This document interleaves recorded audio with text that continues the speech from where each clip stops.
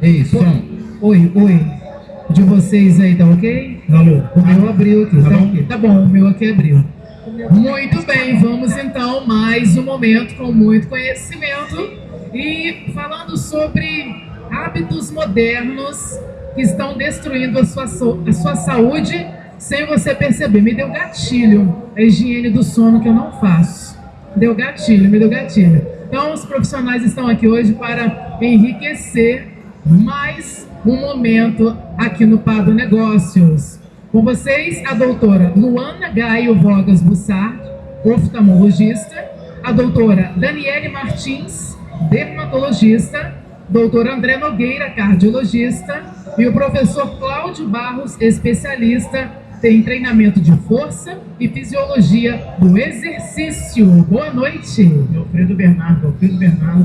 Assim, doutor Alfredo, inclusive, eu fiz um agradecimento a ele na rádio de um ouvinte que ele ajudou e ele disse as seguintes palavras: abaixo de Deus, o doutor e o doutor Hugo salvaram a vida dele. Parabéns. Parabéns, Alfredo. Então, gente, boa noite. Primeiramente, agradecer o convite para esse evento. Eu achei muito bem organizado, muito bem dividido. E estou muito curioso para passar por todas as estações aí, né? Agradecer a organização do evento, o Fábio, a Angélica, minha esposa, o Mel tá aí também. E passaram para a gente falar sobre hábitos modernos que estão destruindo a saúde. No primeiro momento, passou na minha cabeça sobre o contrassenso. A gente está vivendo, nos dias de hoje, cada dia mais com informações, com conhecimento, tecnologia, estrutura, mas ao mesmo tempo, nós estamos vendo cada vez mais pessoas novas, pessoas infartando mais cedo, ficando hipertenso mais cedo, reclamando de cansaço, fadiga, mal-estar. Então, e aí é um contrassenso.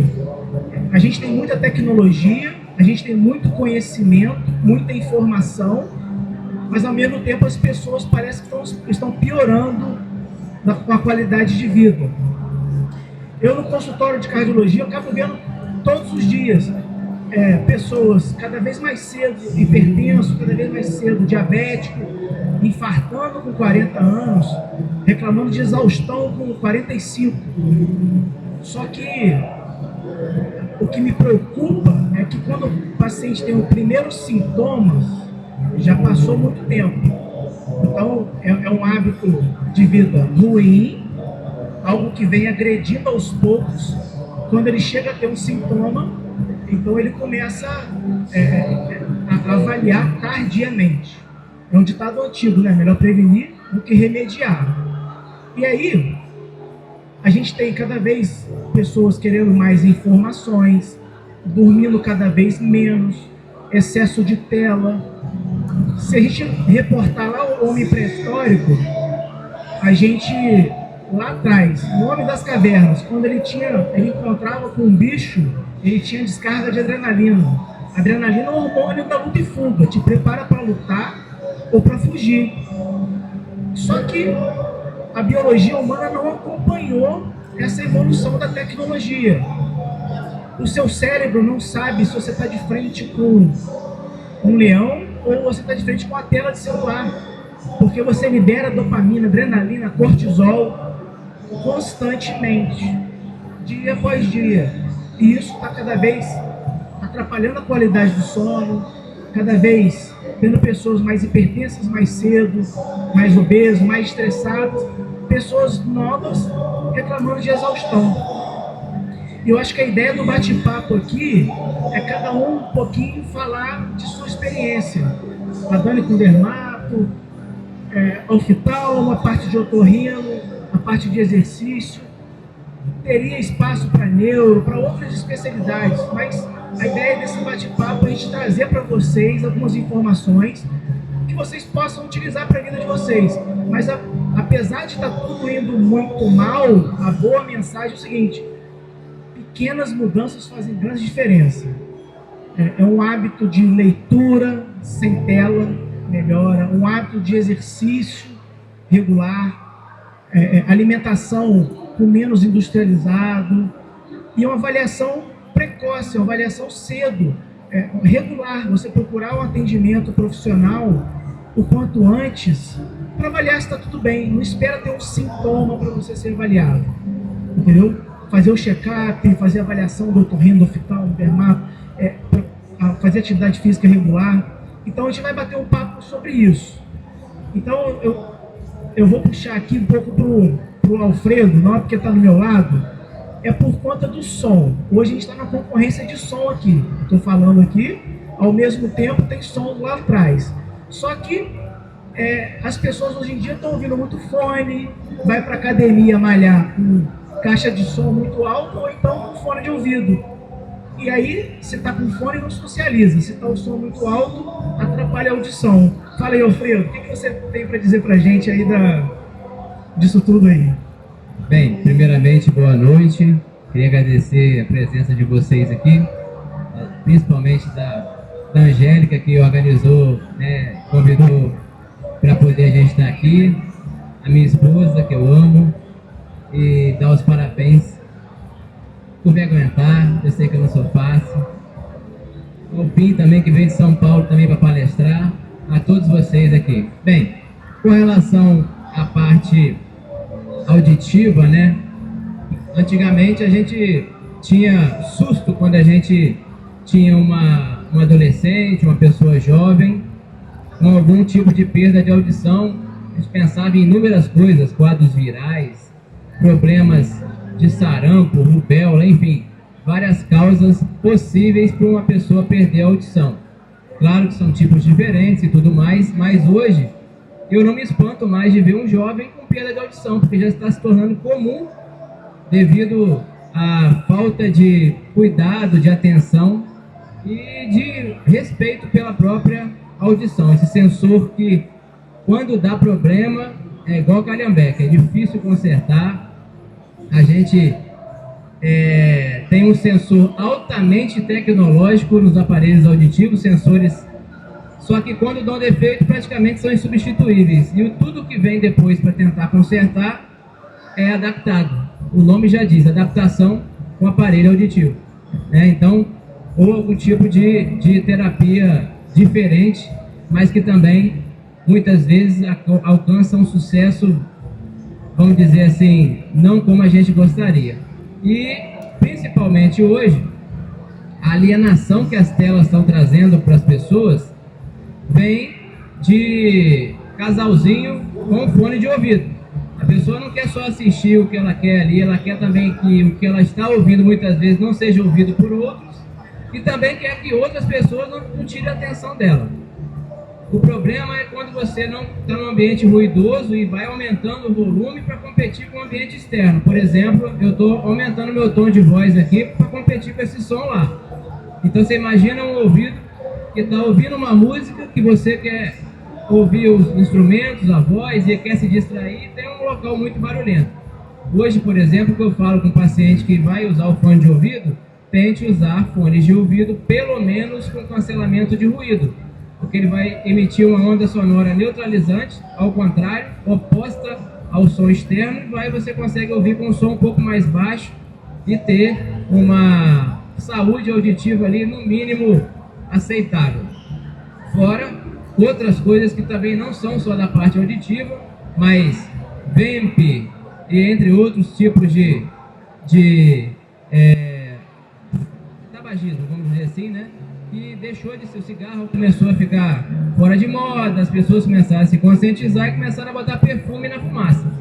E é o VEMP para poder ficar, vamos dizer assim, né, agradável o vício. Só que a gente tem inúmeros problemas, às vezes muito mais agudos que o cigarro. O cigarro vai matando aos poucos. O VEMP pode dar certo tipo de insuficiência respiratória, pneumonite aguda, enfim, vários tipos de problemas que também está associado a essa vida moderna.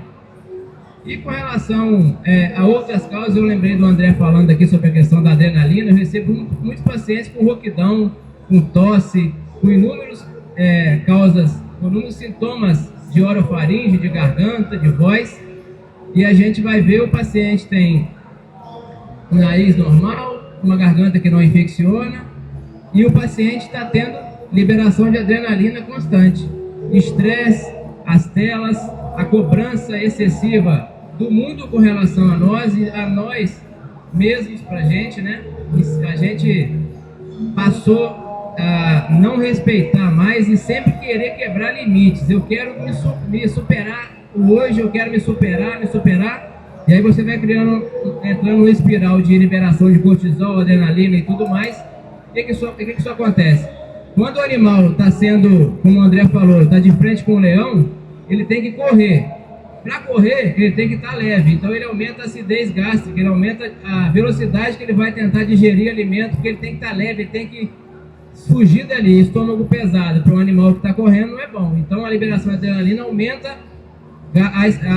ácido clorídrico gástrico, que vai aumentar refluxo, vai queimar a corda vocal, a pessoa começa a ter pigarro e tosse.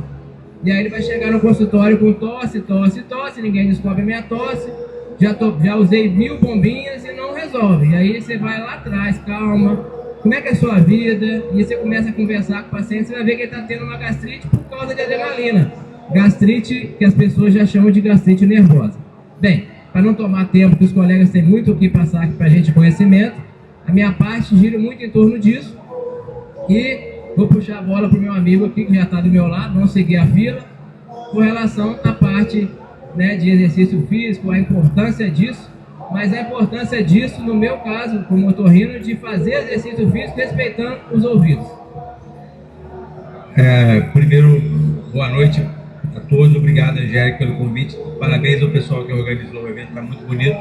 Depois também quero ver todos os stands aí. E a gente falando sobre tecnologia, a tecnologia anda na contramão da forma física ou da longevidade. Então, se você pegar as pessoas na década de 40 viviam em média 44 anos, hoje a média do Brasil, a média são 76 anos, então as pessoas estão vivendo mais, ao mesmo tempo ficando doentes. Então, a visão da gerontologia é que você associa a expectativa de vida a uma vida funcional, que você tenha funcionalidade na sua vida, que você consiga tomar banho sozinho, que você consiga ter uma vida ativa sozinho. Não, porque não tá. Não, falando baixo. Mas, então é isso. E falando sobre tecnologia, como eles estavam falando, o homem hoje move muito menos do que se movia. O homem não vive sem movimento. Então eu poderia falar assim, não façam atividade física, porque vocês vão ter um impacto econômico absurdo, porque vai vender menos muleta, vai vender menos cadeira de roda, menos andador, os cuidadores idosos vão ficar sem serviço. Então não façam atividade física. As pessoas não vão ter cirurgia de prótese no quadril, fêmur não vão ser quebrados. Então, tipo assim, a maior atividade, a valência mais importante para a independência é músculos, é você ter força. Então, você começa a envelhecer e a única atividade que aumenta a sua independência é você ganhar força. E isso não quer dizer que você tem que passar horas treinando. Como o André comentou sobre as pequenas diferenças, a diferença é quem faz um pouco de exercício ou quem faz muito exercício é muito pequena. Mas a diferença para mim, por exemplo, que consigo treinar com um atleta, para uma pessoa que treina 1 hora por semana, a diferença não é tão grande assim. Eu peguei senhoras de 60 até 80 anos, coloquei para treinar 1 hora de musculação por semana, meia hora segunda, meia hora sexta. Todas elas tiveram um aumento absurdo, né, na parte funcional. E tem um método de avaliação que chama GDLAN, que é um método inventado pelo brasileiro, que você caminha 10 metros, se levanta 5 vezes de um banco de 50 centímetros, você se desloca à direita e à esquerda a um cone.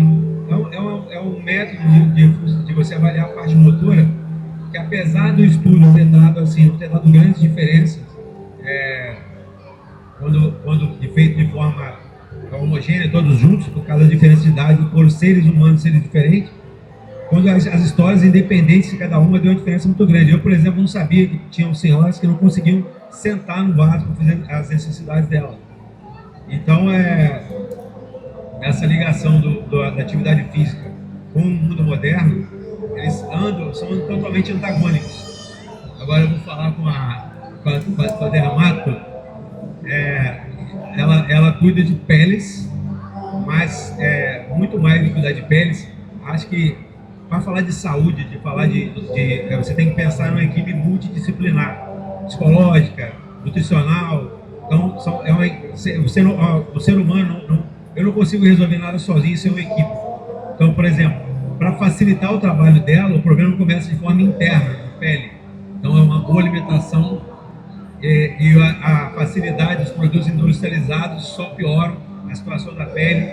E passa para ela agora. Boa noite, obrigada pelo convite. Então, pegando esse gancho, né, do Cláudio, em termos de alimentação, se reflete diretamente na pele.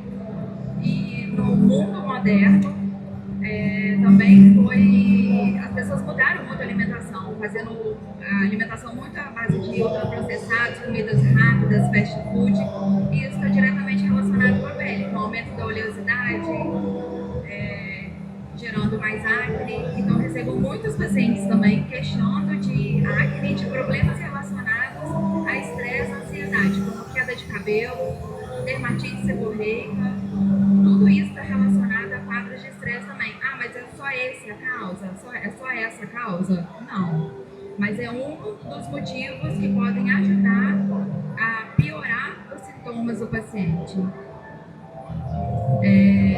Quadros também relacionados com rosácea, né? Aí tem a parte oftalmológica também, porque está relacionado à qualidade de vida, ao meio ambiente, e ficar aí também sobre a Luana, né? E os excessos de tela, né, Luana? Porque hoje em dia acho que é unânime. Acho que o principal problema da vida moderna, junto com a facilidade, é o excesso de informação, o excesso de tela, o excesso de computador, o excesso de celular, que a gente fica muito, e as crianças hoje em dia também cada vez mais, né? Porque como mãe de dois, a gente tenta estar sempre policiando as crianças nesse uso também, né? Ficou uma missão de quase que encerrar esse bate-papo, né?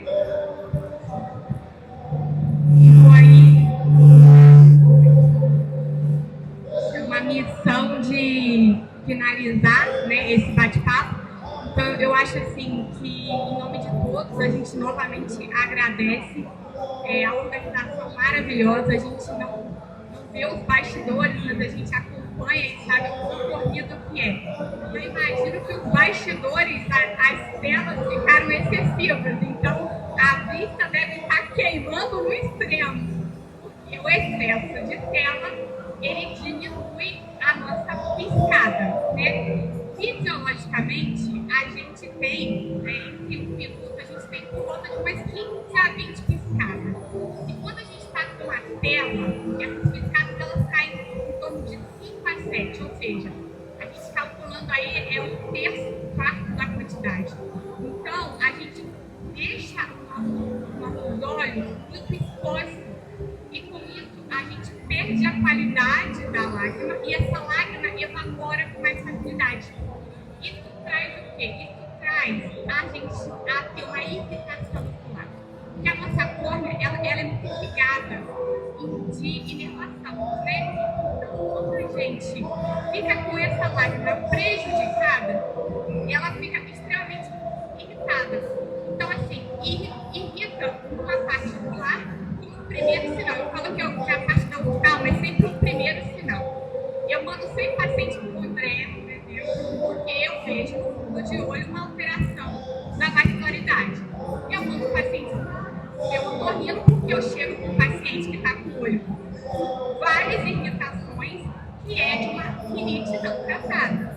Eu mando o paciente direto para a Dani, porque é uma paciente jovem que está o tempo todo na tela, que tem acne, que tem estresse. Então, a gente se comunica muito. E eu falo que, na minha especialidade, quando a gente começa a tratar a história do paciente, o paciente vai, qual a causa que você vê? Eu vi que eu trocar meu óculos. Aí você começa, mas você é hipertenso? Você é diabético? Você tem algum problema de rinite? Você tem algum problema de pele? Qual o produto que você usa para a pele? Porque tudo é muito conectado. Então, é muito interessante esse bate-papo, né? A gente conseguir fazer isso. E assim, na minha parte fica mais essa questão do olho seco e é uma coisa que a gente cobra muito, porque não é só a tela e o olho seco, é o tempo de tela noturna. Porque quando a gente fica muito tempo na tela, a gente sabe que a luz, ela impossibilita a melatonina, que é o humor, né? O humor natural do sono, de funcionar bem. Então, esse paciente, ele quebra todo o sono dele, ele já acorda cansado, ele já acorda estressado, ele já acorda sem ânimo. Então, essa falta de rotina, essa falta de qualidade, essa falta de ter fisiológico funcionando pelo mundo moderno vem afetado e afeta tudo. E a parte ocular não ficaria de fora. E a parte ocular, querendo ou não, ela é um sinal inicial de que a coisa não está legal. Então, assim, eu sempre acho esse sinal e encaminho a bola para os colegas, dependendo da relação. Muito bem. Vamos bater uma bola. Se alguém tiver alguma dúvida, quiser fazer alguma pergunta, pode fazer alguma pergunta, gente. A gente está aqui para poder bater papo. E ao mesmo tempo eu vou aproveitar alguns hábitos modernos. Por exemplo, tem pessoas que hoje em dia estão querendo emagrecer sem fazer dieta e sem fazer exercício, com o uso de medicamentos. Ô Cláudio, o que você acha? O pessoal hoje, não vou tomar um monjaro para emagrecer, mas o cara entra na nutrição, porque ele não faz exercício e nem faz uma dieta, porque ele só para de comer, ele vai emagrecer. Então, o que você acha disso?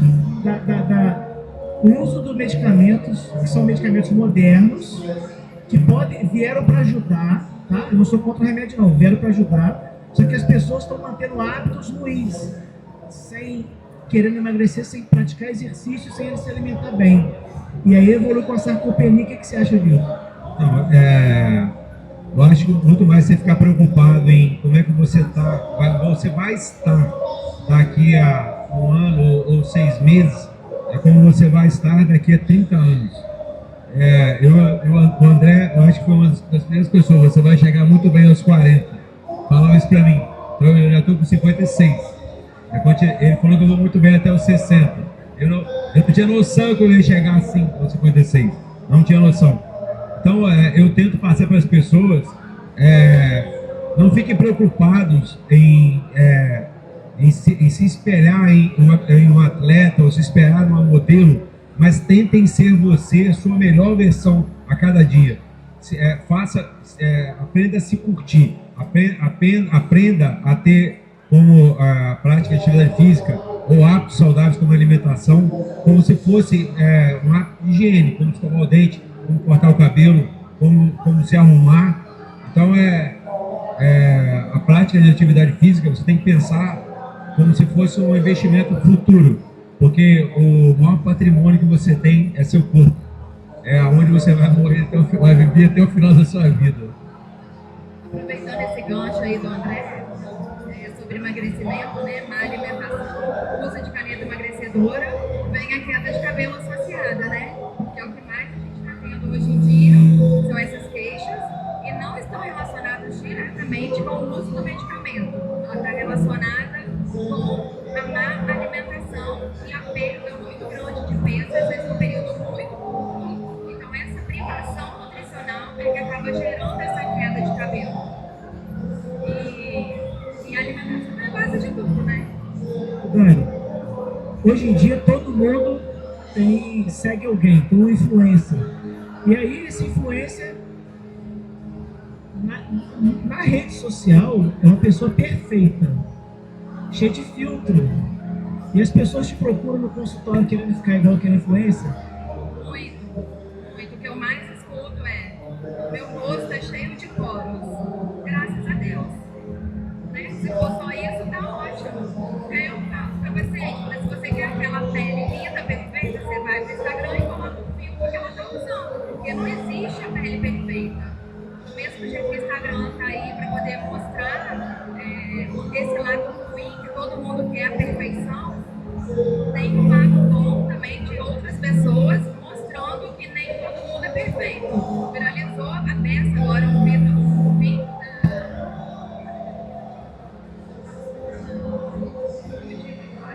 enfim, ela mostrando o rosto dela na frente da luz, que ficava muito melhor, e depois contra a luz, que era um jogo de iluminação da Débora Seco, né? Fugiu. E assim, criticaram ela a peça pelo rosto dela. Gente, mas a idade dela também, né? E aí tá ali exatamente para provar que ninguém é perfeito. Ela é uma pessoa da mídia que está altamente exposta, artista, tem um corpo maravilhoso, que todo mundo às vezes quer ser igual a ela, e com uma pele que não agradou. E aí o pessoal faz que critica. Então eu recebo muito adolescente. Eu já recebi adolescente usando creme anti-envelhecimento.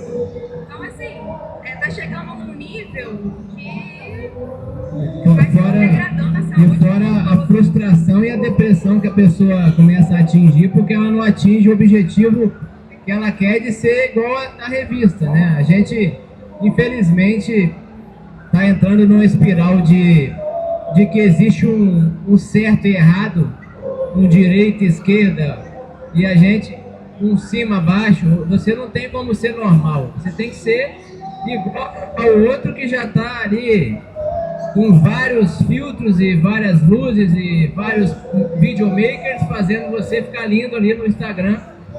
E aí vem essa frustração que vai trazer depressão, ansiedade, a quantidade de suicídios que a gente tem visto aí.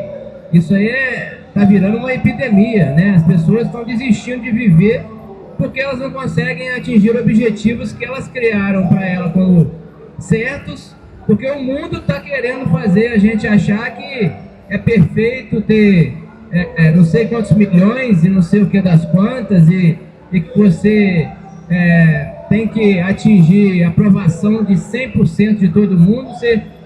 As pessoas estão cada vez mais fracas para crítica, elas começam a não aceitar. Você não pode ter um desafeto que você já acha que o mundo inteiro é um desafeto de todo mundo. Então, assim, é uma modernidade que hoje está muito mais difícil a gente conseguir dosar essa modernidade, o que é para o bem e o que é para te destruir, porque no final destrói famílias, destrói pessoas, destrói sonhos, por causa de objetivos que são teoricamente, vamos dizer assim, claro que cada um tem que respeitar o que o outro quer, mas às vezes é fútil.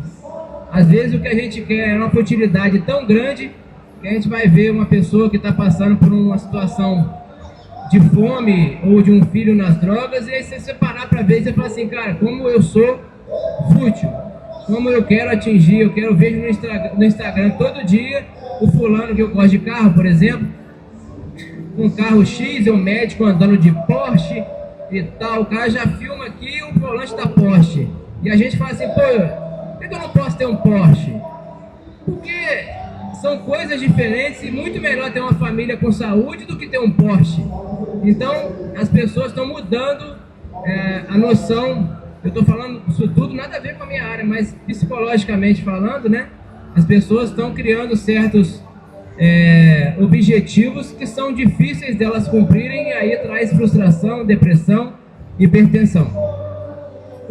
Eu quero aproveitar a oportunidade que eu estou do lado do oftalmo aqui.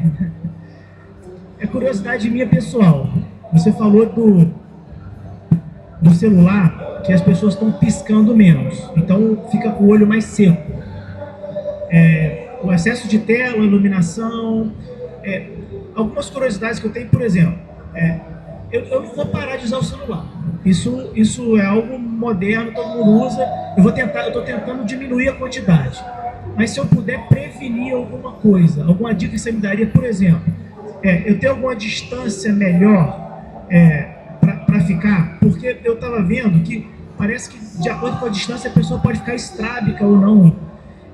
Outra coisa, você tem visto pessoas com aumento do grau do óculos por conta da tela? Então, a minha curiosidade é assim, tá, eu preciso usar o celular, eu trabalho muito com o celular, tem alguma coisa que eu posso fazer? Será que eu preciso usar um colírio lubrificante? Porque eu vou ter que trabalhar. Então, é mais uma dica para quem quer seguir e precisa, né?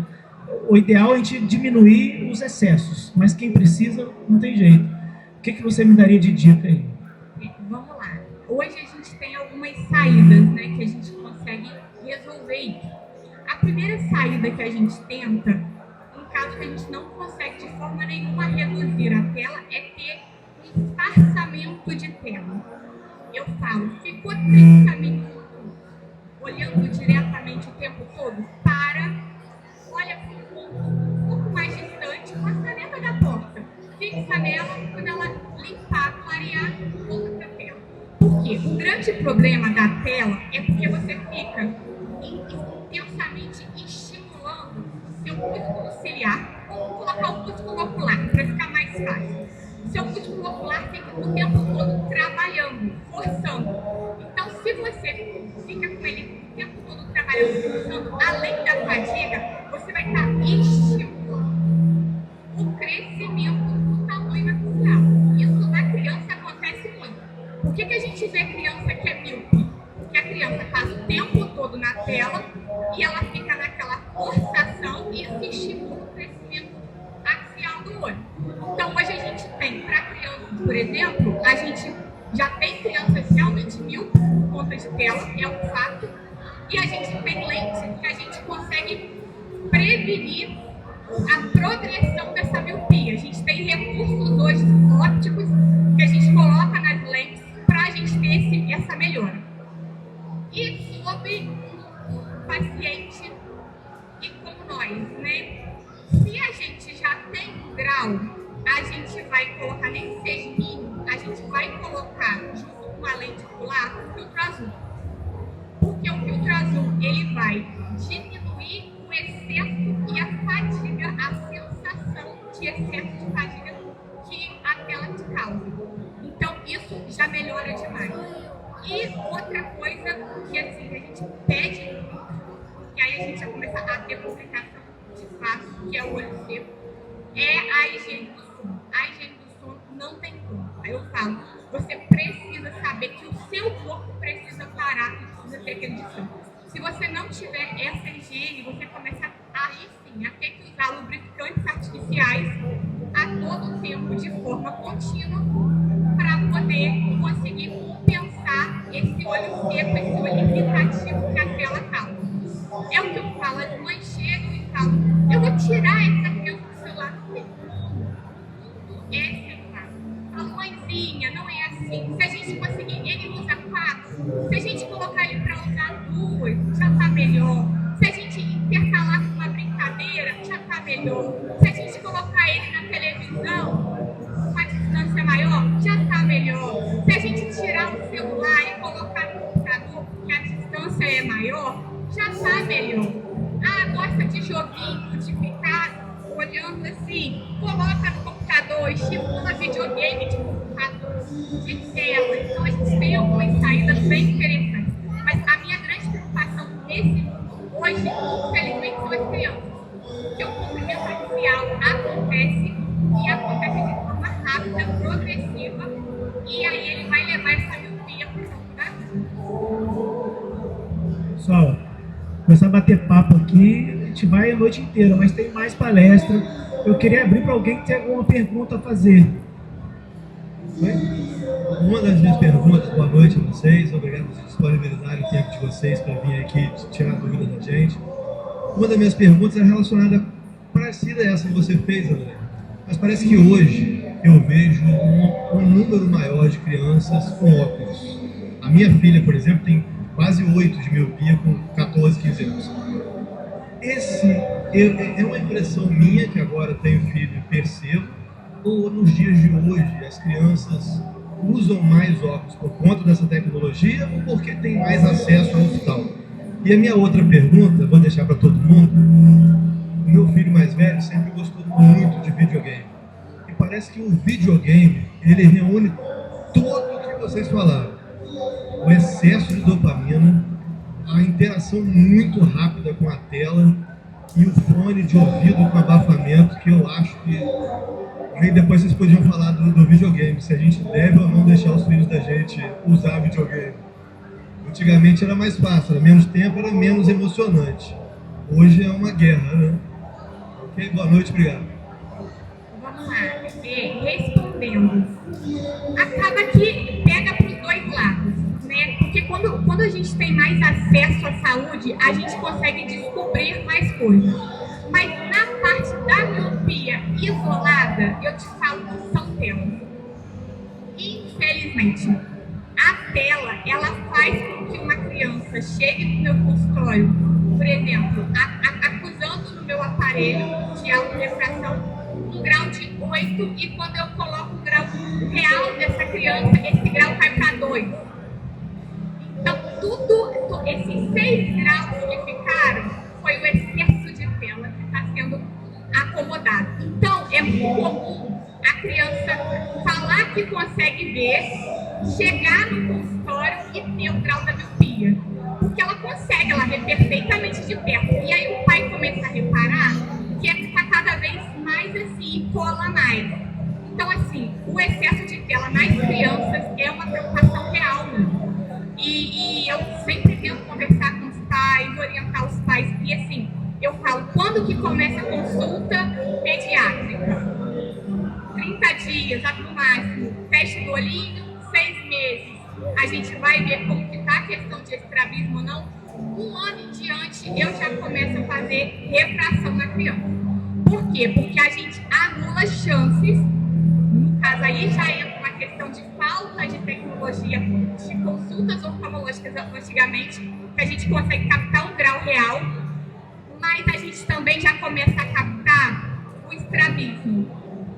O estrabismo na criança, o estrabismo de convergência pela tela, acontece demais.